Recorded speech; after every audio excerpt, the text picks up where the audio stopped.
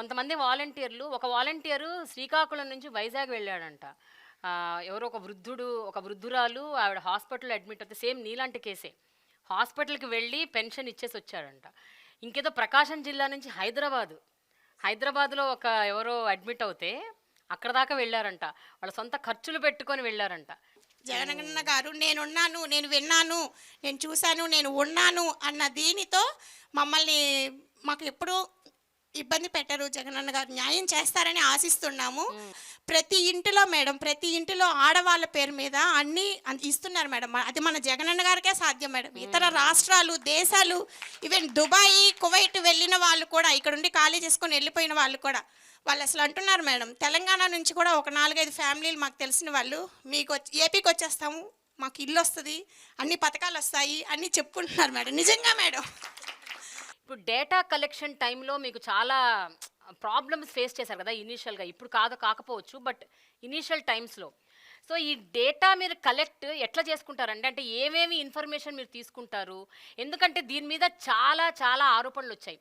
అంటే మీరు personal details in depth personal డీటెయిల్స్‌లోకెళ్ళిపోయి ఇవన్నీ కూడా మీరు తీసుకుంటున్నారు. మీ మీద విపరీతమైన ఆరోపణలొచ్చాయి. దాని గురించి చెప్పండి. పశ్చిమ గోదావరి జిల్లా పాలకొల్లు నియోజకవర్గం యలమంచిలి మండలం. ఎంత పెద్ద చదివినా నిజంగా బయటికి వెళ్తాం, ఉద్యోగం చేసుకుంటాం, 30,000 35,000 వస్తాయి. కానీ సొంత ఊర్లోనే ఉద్యోగం చేసుకుని అమ్మా నాన్నల మధ్యలో ఉండి ఆ 50 ఇల్లులకి నాకు కావాల్సిన వాళ్ళందరికీ సేవ చేసుకునే భాగ్యం ఎవరికి దక్కదండి. 30,000 కాదు కదా, 50,000 ఇచ్చినా ఆ హ్యాపీనెస్ని మనం మర్చిపోలేం. అందుకే సొంత ఊర్లోనే నా ఉద్యోగం నా సొంత ఊర్లోనే నా కుటుంబ సభ్యుల మధ్యలో చేసుకునే అదృష్టాన్ని జగన్మోహన్ రెడ్డి గారు కల్పించారు. చేయూత పథకం అనేది ఉంటుంది మేడం. ఒక పథకం జగన్మోహన్ రెడ్డి గారు ప్రవేశపెట్టిన పథకంలోనే చేయూతకు సంబంధించి వాళ్ళ ఆధార్ కార్డు, ఎవరైతే బెనిఫిషరీ అయితే వాళ్ళ ఆధార్ కార్డు, వాళ్ళ బ్యాంక్ బుక్కు, వాళ్ళ రైస్ కార్డు, ఆధార్ కార్డు ఫ్యామిలీలో ఎవరైతే వాళ్ళు తీసుకుంటాం, ఇలాగా పథకానికి సంబంధించిన డేటా తీసుకుని అది అట్టుకెళ్ళి మేము వెల్ఫేర్ అసిస్టెంట్కి ఇస్తే వెల్ఫేర్ అసిస్టెంట్ గారు ఆన్లైన్ చేసి పైకి పంపిస్తేనే అది శాంక్షన్ అయ్యి పేరు వస్తుంది. మేము ఈ కేవైసీ ఎంచుకుంటాం. ఈ కేవైసీ ఎంచుకున్న తర్వాతే మనీ అనేది వాళ్ళ అకౌంట్లో ట్రాన్సాక్షన్ జరుగుతుంది తప్ప మేము తీసుకున్న డేటా వేరే వాళ్ళకి పంపడం అనేది. సో, మీరు కలెక్ట్ చేసిన డేటా కేవలం పథకాల వరకే. దాన్ని మీరు వేరే ఇంకా దేనికి యూజ్ చేయట్లేదు మేడం. కాకపోతే ప్రతిపక్షాలు ఈ వాలంటీర్ వ్యవస్థ ఏపీలో క్లిక్ అయింది. ఏమైనా సరే వీళ్ళని తప్పు పట్టాలి, తప్పుదారిలోకి లాక్కి రావాలన్న ఉద్దేశంతో చంద్రబాబు నాయుడు అయినా పవన్ కళ్యాణ్ అయినా సరే అప్పుడు ఏయో మాటలు మాట్లాడారు. మూటలో మోసుకునే ఉద్యోగం అన్నాడు చంద్రబాబు. ఈరోజు అదే వాలంటీర్ని నేను కొనసాగిస్తాను, నా గవర్నమెంట్ వస్తే అన్నాడు చంద్రబాబు నాయుడు. నెక్స్ట్ పవన్ కళ్యాణ్ అన్నారు, నాకు ఇంటెలిజెన్స్ రిపోర్ట్స్ వచ్చినాయి సెంట్రల్ గవర్నమెంట్ నుంచి, బీజేపీ నుంచి అన్నారు. ఇంటెలిజెన్స్ రిపోర్ట్స్ లేదు, ఏమీ లేదు. ఆయన ఉత్తిదే ఫ్రాడ్. నిజంగా మేము ఇంటింటికి సంక్షేమ పథకాలు పట్టుకెళ్తుంటే ఒక ఎంపీటీసీకి కానీ, ఒక సర్పంచ్కి కానీ, ఒక ఎమ్మెల్యేకి కానీ వీళ్ళు ఎవరికి దక్కని గౌరవం ఇవాళ ఇక వాలంటీర్కి దక్కుతుందంటే మా గర్వకారణం. జగన్మోహన్ రెడ్డి గారికి కూడా ధన్యవాదాలు తెలియజేసుకుంటున్నాను. ఓకే, ఇక్కడ చాలా మంది మహిళలు ఉన్నారు. ఎవరన్నా ఒక మహిళ నిలబడి అంటే చాలా బాధపడ్డ సందర్భాలు ఏంటండి? కొన్ని ఆరోపణలు వింటున్నప్పుడు బాధ వేసిన సందర్భాలు ఏంటి? నమస్కారం మేడం, నా పేరు ఈశ్వరి. నేను మైలవరం నియోజకవర్గం కొండపల్లి సచివాలయంలో వర్క్ చేస్తున్నాను.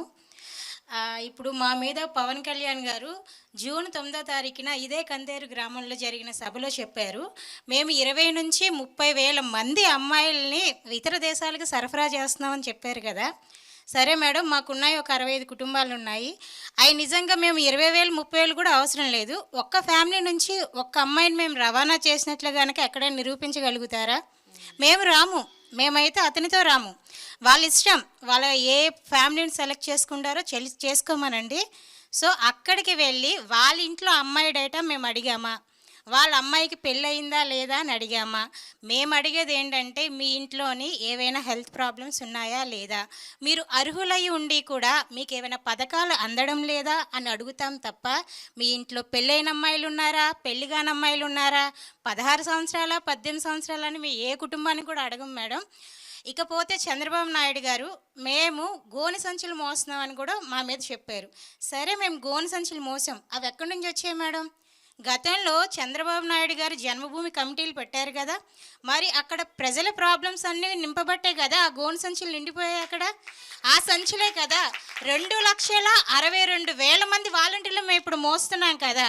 అవి ఈ గడిచిన 4.5 సంవత్సరాల్లో కూడా సంచులు కూడా తరిగిపోయాయి. మిగిలిన అందులో లేడానికి సమస్య ఉండడానికి ఏం లేదు. ఆ సంచులు వాళ్ళ ఇళ్లలో సూట్ కేసులు వాళ్ళు నింపుకున్నారు. ప్రజల సమస్యలన్నీ తీసుకెళ్ళి గోను సంచుల్లో పెట్టారు. ఇప్పుడు జగనన్న అంటే జగన్ ప్రభుత్వం జగనన్న ప్రభుత్వం కాదు మేడం, ఇది జగన్ ప్రభుత్వం జన ప్రభుత్వం ఇది. ఎందుకు అంటారా? ఒకే ఒక రీజన్ చెప్తున్నాను.